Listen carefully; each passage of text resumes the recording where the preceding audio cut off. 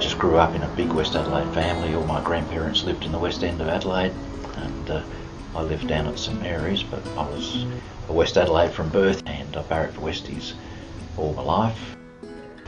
One day we Westies were absolutely smashed by Sturt at Adelaide Oval, and they put out a call for volunteers to help the club in its time of need. I thought at the time one of the great things was handing Grantley Filthy his jumper for a game of league footy. So for a West Adelaide supporter who hadn't been involved, this was like sensational.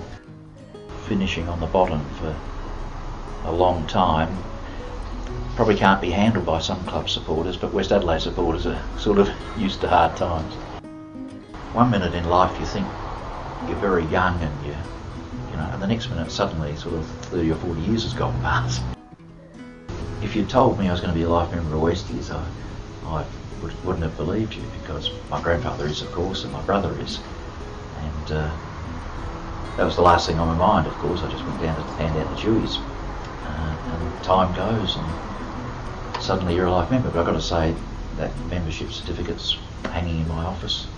It's one of my very prized possessions. To be the third member of my family, to be a life member of West Adelaide has just meant so much. Actually, one of the great thrills I get is having a kick with the players when somebody takes pity on an old bugger like me to have a kick. I'm passionate about Westies, but Westies give to me, I think, more than I give to them by a long ways.